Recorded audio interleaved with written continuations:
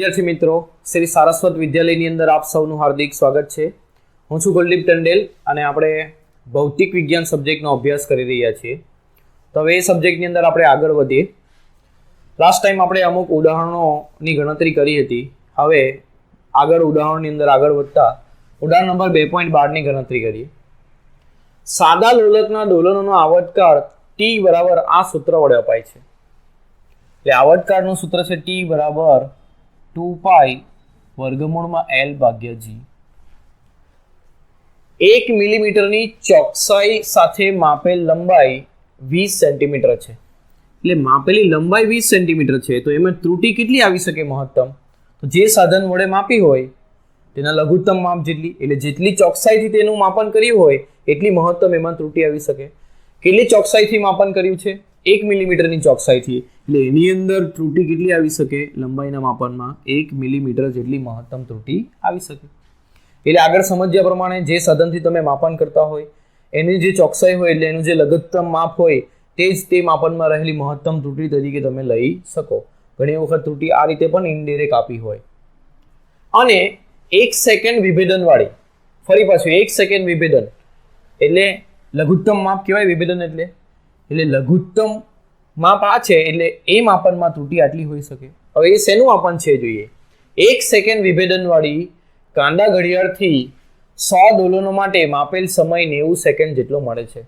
એટલે 100 દોલનનો સમય મળે છે કેટલો? 90 સેકન્ડ.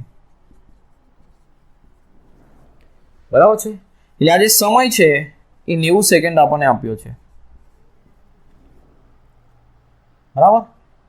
તો સમયની અંદર ત્રુટિ કેટલી આવી શકે? તો સમયની અંદર ત્રુટિ જે સાધનથી એનું માપન કર્યું હોય તેની લઘુત્તમ માપ જેટલી, એટલે તેના વિભેદન જેટલી આવી શકે. એટલે કેટલી આવી શકે? 1 સેકન્ડ જેટલી. એટલી ત્રુટિ સમયની અંદર આવી શકે. બરાબર છે. તો હવે શોધવાનું શું છે? G નું મૂલ્ય કેટલી ચોકસાઈથી નક્કી થયું હશે? ચોકસાઈ એટલે ફરી પાછું એમાં રહેલી ત્રુટિ. તો G માં રહેલી મહત્તમ ત્રુટિ, G માં કેટલી મહત્તમ ત્રુટિ આવી શકે એ આપણે શોધવાનું છે. તો G માં ત્રુટિ શોધવાની હોય તો G નું સૂત્ર જોઈએ. અહીં તો સૂત્ર T નું છે તો G ના સ્વરૂપમાં એને ફેરવીએ. વર્ગમૂળ કાઢવું પડશે તો વર્ગ કરીએ. તો બંને બાજુ વર્ગ કરીએ તો શું થશે? T બરાબર 2π વર્ગમૂળ L ભાગ્યા G. બંને બાજુ વર્ગ કરતા બંને બાજુ વર્ગ કરશો તો શું થશે? T² બરાબર 4π² L બાય G. તો આના ઉપરથી G નું સૂત્ર શું થશે? G ને અહીંયા લાવો, T² ને અહીંયા લઈ જાઓ. 4π² L ભાગ્યા T². આ સૂત્ર થયું. હવે આની અંદર G નું સૂત્ર આવી ગયું. હવે G ના સૂત્રમાં કોણ છે? 4π². બરાબર. L અને T². આ બધાનો ગુણાકાર થયો છે ને આનો ભાગાકાર. તો ગુણાકાર અને ભાગાકારની ત્રુટિનો નિયમ લગાડવો પડશે. જો રાશિઓનો ગુણાકાર અને ભાગાકાર થયો હોય તો પરિણામમાં મળતી સાપેક્ષ ત્રુટિ એ બધાની સાપેક્ષ ત્રુટિઓનો સરવાળો થાય. બીજી એક વસ્તુ કે જ્યારે આવો કોઈ અચળ પદ હશે ત્યારે એની અંદર કોઈ ત્રુટિ આવતી નથી. એટલે અચળ પદની ત્રુટિને ધ્યાનમાં લેવાની નથી. એટલે G અહીં જોવા જઈએ તો કોના ઉપર આધાર રાખે છે? L ભાગ્યા T² ઉપર એવું કહી શકીએ. એટલે G માં રહેલી સાપેક્ષ ત્રુટિ કેટલી થશે? કયા બે પદનો ભાગાકાર છે? L અને T. L ની ત્રુટિ વત્તા આવર્તકાળની ત્રુટિ, સાપેક્ષ ત્રુટિ. આવર્તકાળની ત્રુટિનો ઘાત કેટલો છે? 2. એટલે એની ત્રુટિને 2 વડે ગુણવું પડશે. એટલે આ રીતે G માં રહેલી ત્રુટિ આપણે શોધી શકીએ. બરાબર. હવે એ શોધવા માટે આ બધા મૂલ્યો આપણને ખબર હોવી જોઈએ. આને સમીકરણ 1 આપી દઈએ. સમયમાં રહેલી ત્રુટિ આપણને ખબર છે પણ આવર્તકાળ તો શું છે? 1 દોલનનો સમય. જ્યારે આપણને આપેલો સમય તો કયો છે? 90 સેકન્ડનો. કોના માટે? 100 દોલનો માટે. તો આ ત્રુટિની જગ્યા ઉપર આ ત્રુટિ લાવવી હોય તો કેવી રીતે લાવી શકાય? તો કુલ સમય એ શું થશે? 1 દોલન માટેનો સમય T, તો n દોલનો માટેનો સમય શું થશે? nt. બરાબર. હવે ત્રુટિના સ્વરૂપમાં લખીએ આ સૂત્રને. તો સમયમાં ત્રુટિ કેટલી થશે? દોલનોની સંખ્યા તો નક્કી હોય, એમાં ત્રુટિ ના આવે. 100 તો 100 જ રહે. એટલે n તો અચળ રહેશે પણ કોનામાં ત્રુટિ આવી શકે? સમયગાળામાં એટલે આવર્તકાળની અંદર ત્રુટિ આવી શકે. તો સમયની અંદર ત્રુટિ કેટલી થઈ શકે? n ઇન્ટુ આવર્તકાળની ત્રુટિ. હવે ડેલ્ટા ટી ભાગ્યા ટી નું મૂલ્ય આપણે શોધવાનું છે. તો આપણે શું કરીએ? સમીકરણ 3 ને 2 વડે ભાગીએ. તો શું થશે? સમીકરણ 3 શું છે? ડેલ્ટા ટી બરાબર n ઇન્ટુ ડેલ્ટા ટી. એને 2 વડે ભાગીએ એટલે ડાબી બાજુ સમીકરણ 2 ની શું છે? t ભાગ્યા n into T. n cancel થશે તો ડેલ્ટા ટી ભાગ્યા ટી બરાબર શું થશે? કેપિટલ ડેલ્ટા ટી ભાગ્યા ટી. એટલે જ્યાં આગળ કેપિટલ ડેલ્ટા ટી ભાગ્યા ટી છે ત્યાં આપણે delta T small delta T ભાગ્યા ટી મૂકી શકીશું. એટલે આ આવર્તકાળની અંદર ત્રુટિ સૂત્રની અંદર છે, પરંતુ આપણી પાસે 100 દોલનો માટેની ત્રુટિ છે, 100 દોલનોના સમયગાળાની ત્રુટિ છે. તો આપણે શું કર્યું? આવર્તકાળની ત્રુટિને સમયગાળાની ત્રુટિમાં ફેરવી દીધું. આને સમીકરણ 1 ની અંદર મૂકીએ. સમીકરણ 1 માં મૂકતા તો શું થશે? g માં રહેલી સાપેક્ષ ત્રુટિ બરાબર delta l by l plus 2 into delta t by t. આટલું તમે નોટબુકમાં લખી લો, હું આગળ ગણું છું. બરાબર, આ વસ્તુ ભૂસી નાખું છું. આ સૂત્રની અંદર હવે આપણે બધી કિંમતો મૂકીએ. બરાબર,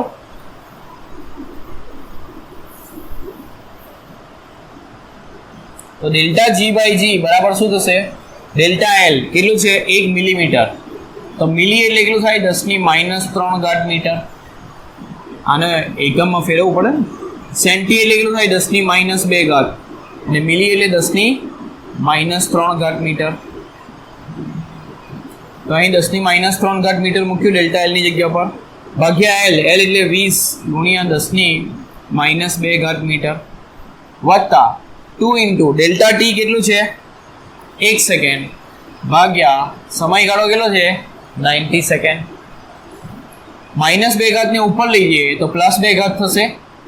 -3 + 2 એટલે -1 રહી ગઈ ભાગ્યા 20 પ્લસ 1/45 થશે. બરાબર, કેલ્ક્યુલેટરનો ઉપયોગ કરીએ. 10⁻1 એટલે 0.1 લખાય ભાગ્યા 20 વત્તા 1/45. કેલ્ક્યુલેટરની અંદર આની ગણતરી કરીએ તો 0.1 / 20 એટલે થશે 0.005 અને 1/45 એ થશે 0.022. તો આની અંદર 0.022 ની અંદર ઉમેરી દઈએ 0.005 તો જવાબ આવશે 0.027. બરાબર, જવાબની અંદર આને પ્રતિશતમાં આપ્યું છે એટલે પ્રતિશતમાં શોધીએ આપણે ટકામાં. સવાલની અંદર ચોકસાઈથી નક્કી થશે એવું કીધું હતું, પણ જવાબની અંદર આ બંને મૂલ્યો તમારે શોધી દેવાના. આટલી ચોકસાઈથી નક્કી થશે, એનું સાપેક્ષ ત્રુટિ એની આટલી હશે. બરાબર, પ્રતિશતની અંદર ફેરવીએ તો ડેલ્ટા g બાય g ગુણ્યા 100 એટલે આને 100 વડે ગુણો તો કેટલા થશે? 2.7%. એટલે g નું માપન 2.7% જેટલી ચોકસાઈથી કરવામાં આવશે. બરાબર, તો આ રીતે દાખલો સોલ્વ થશે. આ પરીક્ષા માટે ખૂબ અગત્યનો દાખલો, કારણ કે કંઈક અલગ પ્રકારની ગણતરી અહીં આવી છે. બરાબર, તો એટલા માટે આને ખૂબ ધ્યાનમાં રાખવું. ચોપડીની અંદર જે પ્રમાણે જવાબ છે એ પ્રમાણે આપણે જવાબ લાવ્યા. ચોકસાઈ એટલે ખરેખર તો એની ત્રુટિ જ માપવાની હોય, તો તે g ના આટલા ટકા એવું કહી શકાય. એટલે ત્રુટિ કેટલી છે? g ના એના મૂલ્યના 2.7%. બરાબર છે. હવે આગળ વધીએ આપણે અને નવો ટોપિક શરૂ કરીએ જેનું નામ છે સાર્થક અંકો. તો સાર્થક અંકો કોને કહે એ સમજીએ. ધારો કે હું ફૂટપટ્ટી વડે માપન કરું છું, કોઈક વસ્તુની લંબાઈ માપું છું.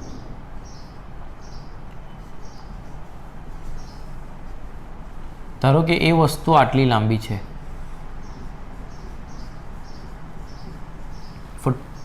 આપણે જે વાપરીએ છીએ મીટર પટ્ટી, આમ આપણે સરળ ભાષામાં ફૂટપટ્ટી બોલતા હોય પણ મીટર પટ્ટી છે, સેન્ટીમીટરમાં હોય. બરાબર, તો આનું માપ હું શું લખીશ? તો 1 સુધી પરફેક્ટ છે, પછી 1 કાપો છે એટલે 1.1 લખીશ, પછીનું નક્કી નથી એટલે અંદાજિત હું 5 આવું લખી શકું. 1.15 સેન્ટીમીટર આવું હું અંદાજિત લખીશ. તો આ માપની અંદર પાક્કું ખરું જ હોય એવું માપ કેટલું? તો તો 1.1 સુધી પાક્કું ખબર જ હતું.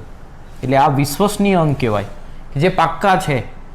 અને પછી જે અંક લખ્યો છે 5 એ અવિશ્વસનીય છે, એટલે તે 5 જ હશે એવું જરૂરી નથી.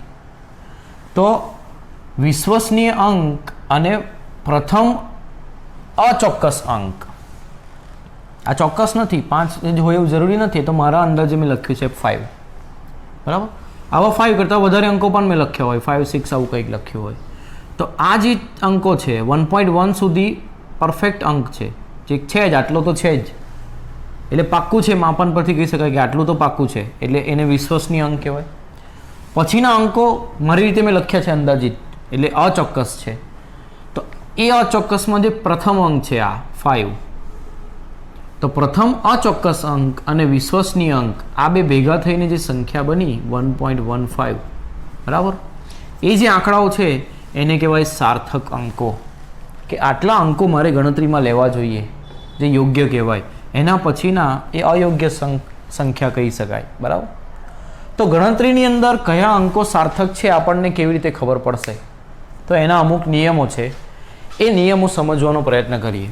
એટલે તમારે કોઈ પણ સંખ્યા આપેલી હોય તો એમાંથી સાર્થક અંકો કયા એ તમને શોધતા આવડવું જોઈએ. તો એના માટેના નિયમો છે.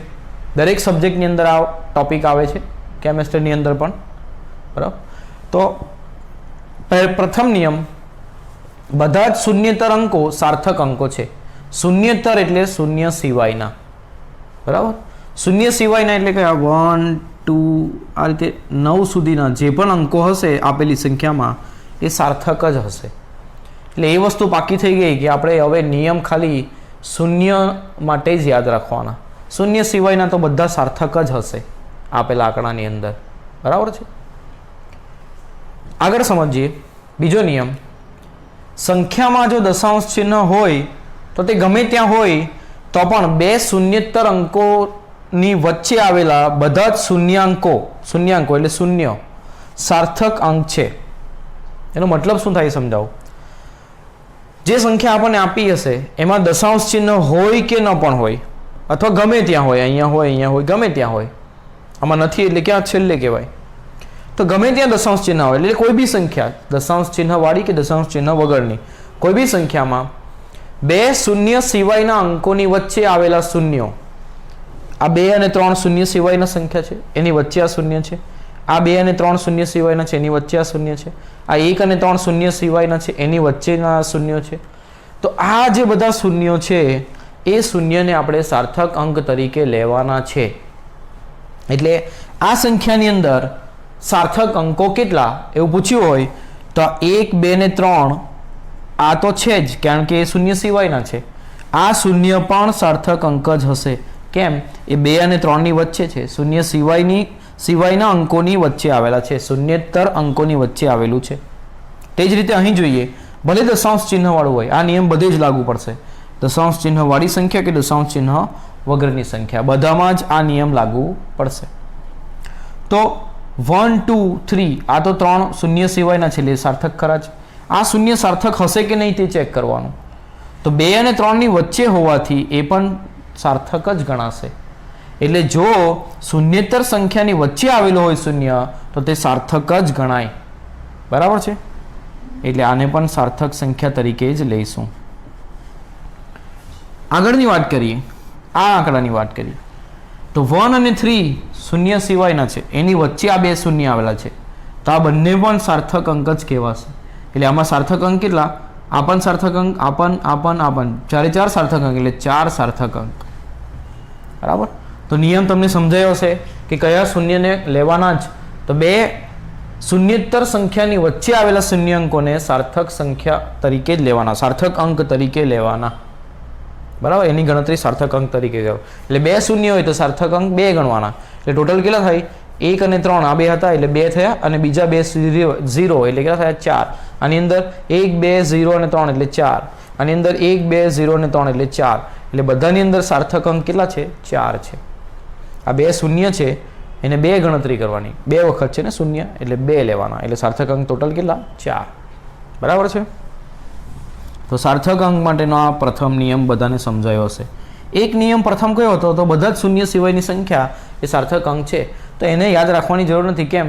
તો ખાલી નિયમ શૂન્ય માટે જ જોવાના, કારણ કે એ તો છે જ. ચાલો આગળ જોઈએ. દશાંશ ચિહ્ન સિવાયની સંખ્યામાં અંતિમ શૂન્યેતર અંકની જમણી તરફના શૂન્યાંકો સાર્થક અંક નથી. એનો મતલબ શું થાય કે દશાંશ ચિહ્ન વગરની સંખ્યા છે, એટલે આમાં પોઈન્ટ નથી દેખાતો કશે પણ આ બે સંખ્યાઓમાં. તો એમાં અંતિમ શૂન્યેતર એટલે શૂન્ય સિવાયનો છેલ્લો અંક કયો છે? તો આ 1 2 3 0માં શૂન્ય સિવાયના અંકો 1 2 3 છે, એમાં છેલ્લો કયો છે? 3. 1 2 0 0 0 એમાં શૂન્ય સિવાયના અંકો આ બે છે, 1 અને 2, તો છેલ્લો કયો છે? 2. તો અંતિમ શૂન્યેતર પછીના શૂન્ય એટલે છેલ્લે આવેલા શૂન્ય આ અને આ એ સાર્થક અંક નથી, એટલે આને સાર્થક અંક તરીકે લેવાનો નથી. આ શૂન્યને પણ નહીં અને આ શૂન્યને પણ નહીં. કોની અંદર? જેમાં પોઈન્ટ ન હોય એવી સંખ્યાની અંદર, એટલે દશાંશ ચિહ્ન વગરની સંખ્યાની અંદર. તો આમાં સાર્થક સંખ્યા કેટલી? 1 2 ને 3. આ 0 ને લેવાનું નહીં. આમાં સાર્થક સંખ્યા કેટલી? 1 અને 2, એટલે સાર્થક અંક આની અંદર 2 અને આમાં સાર્થક અંક 3. આ 0 ને લેવાના નથી. બરાબર? એટલે પાછળ આવેલા 0 ને નહીં લેવાના એવું યાદ રાખવાનું. કોની અંદર? દશાંશ ચિહ્ન વગરની સંખ્યાની અંદર. આવી રીતે સામાન્ય ભાષામાં તમે યાદ રાખી શકો. આ નિયમ લખો એવો પ્રશ્ન આવવાનો નથી, અને સમજવા માટેનો જ પ્રશ્ન છે આ, કે કેવી રીતે ગણતરીમાં ઉપયોગમાં લેવું. તો ગણતરીમાં ઉપયોગ લેવા માટે તમારી ભાષામાં તમે યાદ રાખી શકો કે પોઈન્ટ વગરની સંખ્યામાં છેલ્લા 0 લેવા નહીં. છેલ્લા 0 એટલે અંતિમ 0, અંતિમ શૂન્યેતર પછીના. ધારો કે આ રીતે આપેલું હોય 5 6 0 7 0 0, આમાં પોઈન્ટ નથી. છેલ્લો શૂન્ય સિવાયનો અંક કયો આવે? તો આ 7 આવે. એના પછીના 0 નહીં લેવાના. આ 0 લેવાનો સાર્થક અંક તરીકે. કેમ? 6 અને 7ની વચ્ચે છે, બે શૂન્યેતરની વચ્ચે આવેલો છે, એટલે આમાં સાર્થક સંખ્યા કેટલી આવું પૂછવું હોય તો 5 6 0 7, એટલે ટોટલ કેટલી થાય? 4. બરાબર છે? આ રીતે સાર્થક અંકોની સંખ્યા શોધીએ છીએ આપણે. આગળનો નિયમ જોઈએ.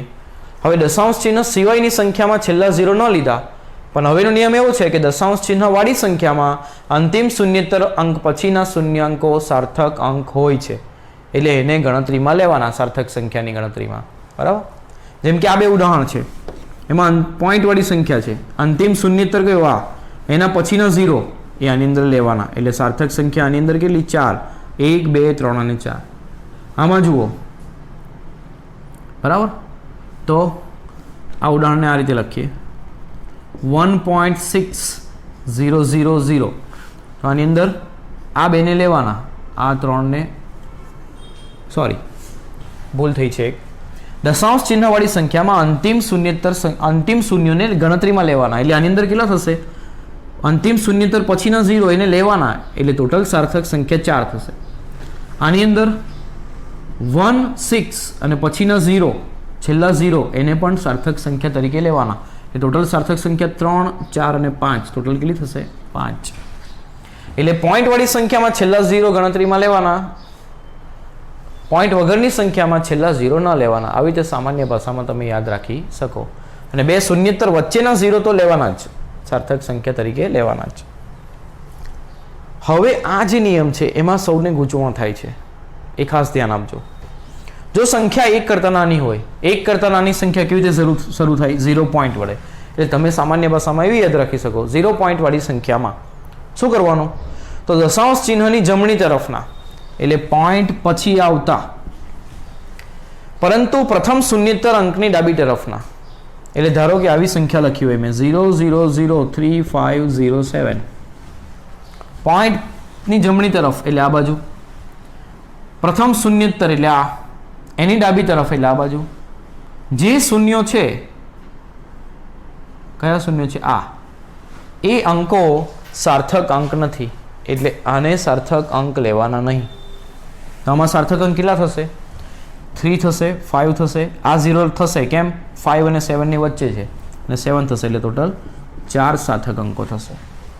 આ સંખ્યાને જુઓ, 0 પોઈન્ટથી શરૂ થાય, એટલે પોઈન્ટ પછીના, અને પ્રથમ શૂન્યેતર એટલે શૂન્ય સિવાયની જે પહેલી સંખ્યા આવી એની પહેલાના જે 0 છે એને સાર્થક અંક લેવાના નથી.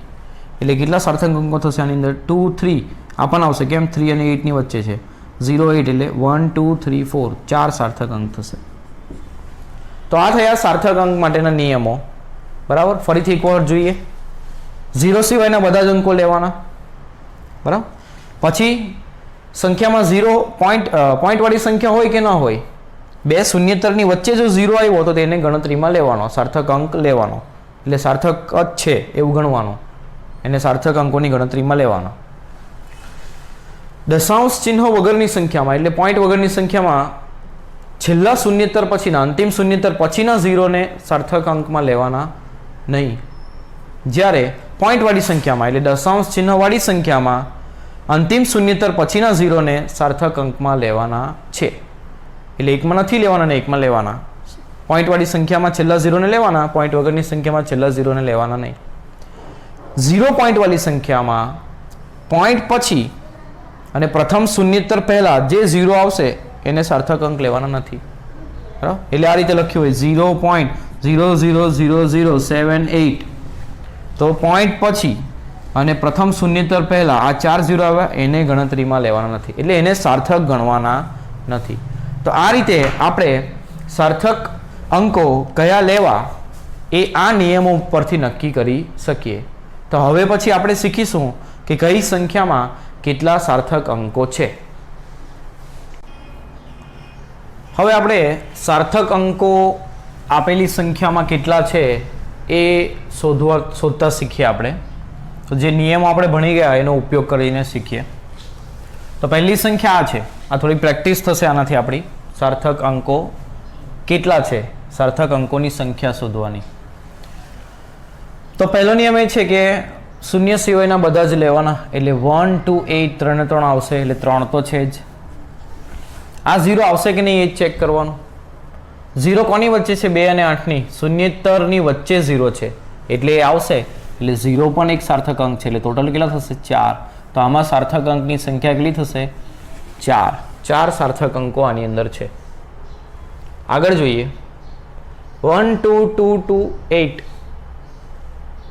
4 સંખ્યા છે ને ચારે 4 શૂન્ય સિવાયની છે એટલે બધી જ સાર્થક અંક કહેવાશે. એટલે આમાં પણ કેટલા હશે સાર્થક અંકોની સંખ્યા? 4. 4.508. 458. આ 3 તો છે જ કેમ કે શૂન્ય સિવાયના છે. આ શૂન્ય છે કે નહીં? તો 5 અને 8ની વચ્ચે છે એટલે એ સાર્થક હશે. એટલે અહીં પણ સાર્થક અંકોની સંખ્યા કેટલી? 4. આની અંદર જોઈએ 3 7 8. આ તો હશે જ. હવે આ 0ને જોવાના રહ્યા. આ 0 7 અને 8ની વચ્ચે એટલે હશે. આ બે 0 3 અને 7ની વચ્ચે એટલે એ પણ સાર્થક જ કહેવાય. એટલે સાર્થક અંક કેટલા થશે? તો જેટલા આપેલા અંકો છે બધા જ સાર્થક છે. એટલે 1 2 3 4 5 6 સાર્થક અંકની સંખ્યા કેટલી? 6. આગળ જોઈએ 9 7 8 0 8. આ 0 8 અને 8ની વચ્ચે એટલે લેવાનો. એટલે બધા જ સાર્થક અંક. તો 1 2 3 4 અને 5 5 સાર્થક અંકો છે.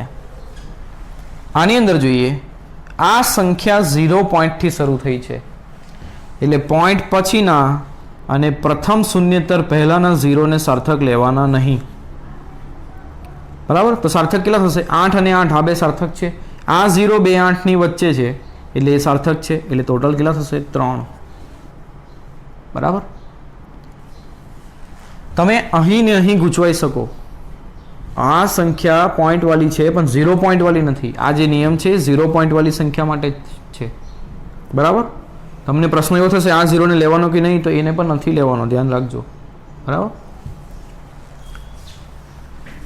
આ સંખ્યાને જોઈએ તો પોઈન્ટ વાળી સંખ્યા છે અને આ જે 0 છે એ અંતિમ શૂન્યતર પછીના છે. તો પોઈન્ટ વાળી સંખ્યામાં અંતિમ શૂન્યોને સાર્થક તરીકે લેવાના. એટલે 5 3 7 0 0 એટલે ટોટલ 5 સાર્થક અંકો થશે. જ્યારે આ જે સંખ્યા છે એ દશાંશ ચિહ્ન વગરની છે, પોઈન્ટ વગરની, તો એની અંદર અંતિમ શૂન્યતર પછીના શૂન્યોને સાર્થક તરીકે નહીં લેવાના. એટલે ટોટલ કેટલા થશે? 5 3 7 ફક્ત 3 જ સાર્થક અંકો થશે.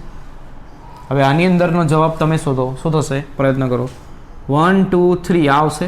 આ 0 પણ આવશે. કેમ? 3 અને 8ની વચ્ચે છે. અને આ 0 નહીં આવશે. કેમ? શૂન્ય પોઈન્ટ વગરની સંખ્યા છે અને આ જે શૂન્ય છે એ અંતિમ શૂન્યતર પછીના છે એટલે એ નહીં લેવાના. એટલે ટોટલ કેટલી થશે? 1 2 3 4 અને 5. ટોટલ 5 સાર્થક અંકોની સંખ્યા આની અંદર હશે. તો આ બધાની અંદર સાર્થક અંકો કેટલા છે એ શોધીએ આપણે.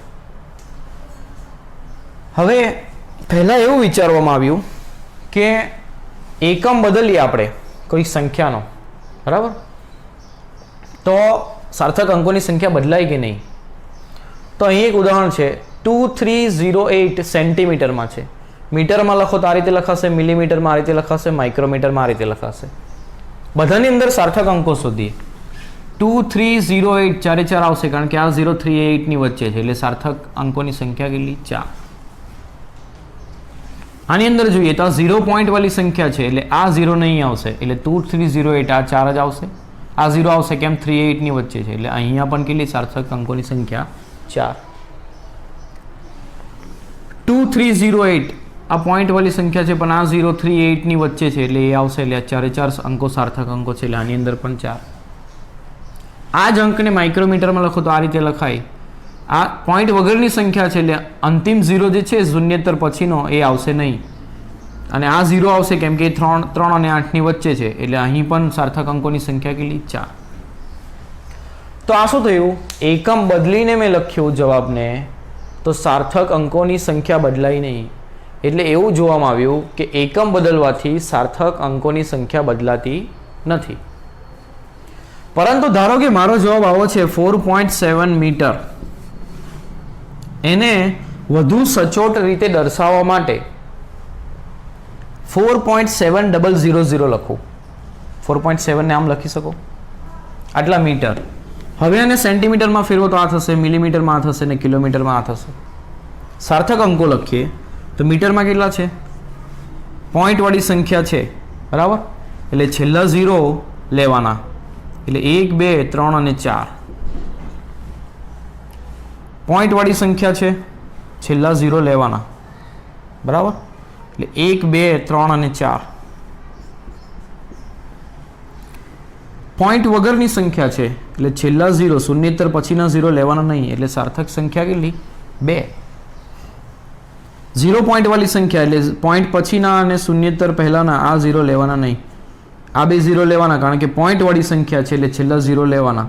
તો 4700 એટલે કેટલી સાર્થક સંખ્યા? સાર્થક અંકો કેટલા? 4. તો આ જો અહીંયા બધામાં 4 નથી, હવે અહીંયા 2 થઈ ગયું. એટલે આ શું થયું? એકમ બદલવાથી સાર્થક અંકોની સંખ્યા બદલાઈ ગઈ. તો આવો પ્રોબ્લેમ આવી શકે. તો આવો પ્રોબ્લેમ ન આવે એના માટે વૈજ્ઞાનિકોએ સરળ ઉપાય શોધ્યો કે જે માપ આ રીતે તમે લખો છો એને 10ના ઘાતમાં લખો તો આ પ્રોબ્લેમ થશે નહીં, બરાબર. એટલે હંમેશા આપણે જવાબને 10ની ઘાતમાં લખતા હોઈએ, બરાબર, પાછળના અંકો મોટે ભાગે દર્શાવતા આપણે નથી, તો આ પ્રોબ્લેમ એની અંદર ઉદ્ભવશે નહીં. એટલે જે જવાબો છે તે 10ની ઘાતમાં લખાયા હશે. એટલે આને હું મારો જવાબ 4.7 હોય તો 00 પાછળ લખવાની જરૂર નથી, બરાબર. ધારો કે મારો જવાબ આવી રીતે હોય 4700 મીટર, તો હું આ રીતે લખી શકું. પોઈન્ટ અહીં છે, એને શિફ્ટ કરીએ. કઈ બાજુ શિફ્ટ કરવું પડશે? ડાબી બાજુ. એટલે ઘાત કેવી મુકાશે? 10ની ધન ઘાત. કેટલા શિફ્ટ કરીશું? 1 2 અને 3, તો 10ની કેટલી ઘાત થશે? 3 ઘાત મીટર. એટલે આને હું આ રીતે લખું તો પછી કન્વર્ટ કરતી વખતે પ્રોબ્લેમ આવશે નહીં, બરાબર. એટલે વૈજ્ઞાનિકોએ આનો સરળ ઉપાય કાઢ્યો. આ પ્રોબ્લેમ ના ઉદ્ભવે એના માટે જે મૂલ્ય છે એને 10ની ઘાતમાં લખવામાં આવે છે, બરાબર. તો આની અંદર સાર્થક અંકો પૂછ્યા હોય તો 10ની ઘાતને ધ્યાનમાં નહીં લેવાનું, જે સંખ્યા છે એને જ જોવાનું. 4 અને 7 એટલે સાર્થક અંકો કેટલા? 2, બરાબર. તો આ રીતે આ બધા અંકોની તમે પ્રેક્ટિસ કરશો, બરાબર, તો તમારો જવાબ આવશે સાર્થક અંકો કેટલા છે અને એનાથી આગળની ગણતરીઓ શીખવામાં તમને સરળતા રહેશે, બરાબર. આવો જ એક પ્રશ્ન સ્વાધ્યાયની અંદર 2.10 આપ્યો છે, એ સોલ્વ કરવાનો પ્રયત્ન કરીએ. સાર્થક અંકો નક્કી કરો. નીચે આપેલી સંખ્યામાં સાર્થક અંકો નક્કી કરો. તો સાર્થક અંક નક્કી કરીએ. કેટલા છે આની અંદર? પહેલો અંક છે 0.007. તો 0 પોઈન્ટ છે એટલે પોઈન્ટ પછીના અને પ્રથમ શૂન્યતર પહેલાના 0ને ગણતરીમાં લેવાના નહીં, એટલે સાર્થક ગણવાના નહીં. તો સાર્થક ખાલી એક જ થયો. આ 7 જે છે સાર્થક છે એટલે સાર્થક અંકોની સંખ્યા કેટલી? 1. આની અંદર 10ની ઘાતને ધ્યાનમાં નહીં લેવાનું, એકમ પણ આપણે જોવાનું નથી, આપણે સિર્ફ ખાલી શું જોવાનું છે? અંક જ જોવાના છે. બધા જ શૂન્ય સિવાયના છે એટલે બધા જ સાર્થક એટલે કેટલા 3. એકમ જોવાનો નહીં, સંખ્યા જુઓ. પોઈન્ટ વાળી સંખ્યા છે એટલે અંતમાં જે 0 છે એને લેવાનું રહેશે, બરાબર. એટલે 1 2 3 અને 4 સાર્થક અંક થશે. 6.320 જો 0 પોઈન્ટ વાળી સંખ્યામાં આ 0 ને લેવાનો નથી, ધ્યાનમાં રાખજો. 6.320 પોઈન્ટ વાળી સંખ્યા છે એટલે શૂન્યતર અંતિમ શૂન્યતર પછીનો 0 લેવાનો રહેશે એટલે આને ગણવાનો. એટલે 1 2 3 અને 4 સાર્થક અંકોની સંખ્યા કેટલી 4. પોઈન્ટ વાળી સંખ્યા 0 આવ્યું, આ 0 6 અને 3 ની વચ્ચે છે એટલે એને લેવાનો. એટલે 1 2 3 અને 4 આની અંદર પણ સાર્થક અંકોની સંખ્યા કેટલી 4. 0 પોઈન્ટ વાળી સંખ્યા એટલે પોઈન્ટ પછી અને પ્રથમ શૂન્યતર પહેલાના 0 ને ગણતરીમાં લેવાના નહીં. આ 0 ગણતરીમાં લેવાશે કેમ 6 અને 3 ની વચ્ચે છે તો કેટલા થશે 1 2 3 અને 4 એટલે સાર્થક અંકોની સંખ્યા કેટલી થઈ 4. તો આ રીતે સ્વાધ્યાયનો દાખલો પણ તમે સોલ્વ કરી શકો, બરાબર છે. હવે આગળનો પોર્શન આપણે આગળ જોઈશું.